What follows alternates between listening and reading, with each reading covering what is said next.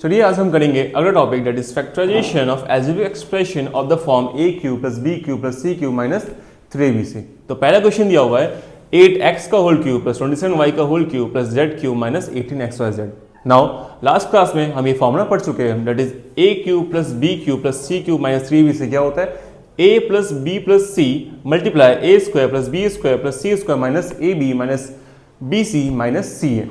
इस आइडेंटिटी का यूज करेंगे और इस क्वेश्चन को हम क्या करेंगे फैक्टराइज करेंगे। नाउ इस आइडेंटिटी का यूज करने से पहले जो ये टर्म दिया हुआ है इसे मुझे इस फॉर्म में लिखना होगा।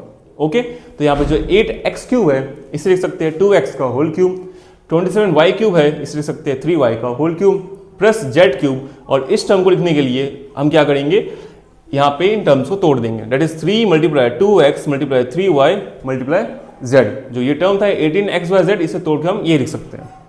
ठीक है नाउ अगर हम ध्यान दें तो ये टर्म और ये टर्म क्या हो गया सेम बन चुका है। यहाँ पे a देखें तो a क्या है 2x, b क्या है 3y और c क्या है z। सिंपली क्या करेंगे ये वैल्यूज को हम इस इक्वेशन में हम पुट कर देंगे।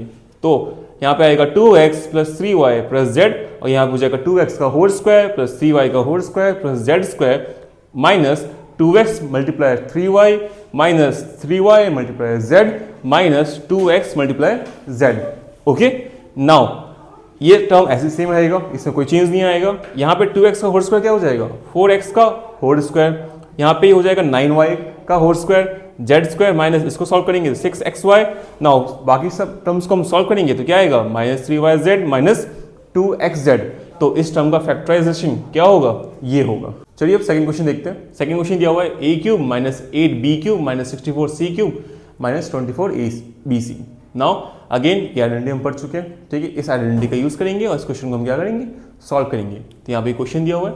नाउ अगेन इसको हम क्या करेंगे इस फॉर्म में लिखेंगे। तो इसको जब इस फॉर्म में लिखेंगे तो क्या आएगा a cube plus minus 2b का whole cube plus minus 4c का whole cube minus 3 multiply a multiply minus 2b multiply minus 4c।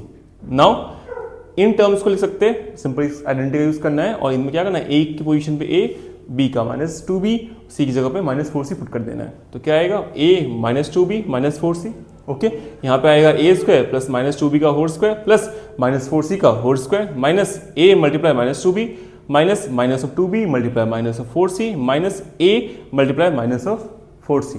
Okay जब इसे हम सॉल्व करेंगे तो क्या आएगा a minus 2b minus 4c multiply a square plus 4b square plus 16c square plus 2ab minus 8bc plus 4ac। तो इसका factorisation ये होगा और ये हमारा क्वेश्चन क्या हो जाएगा सॉल्व हो जाएगा।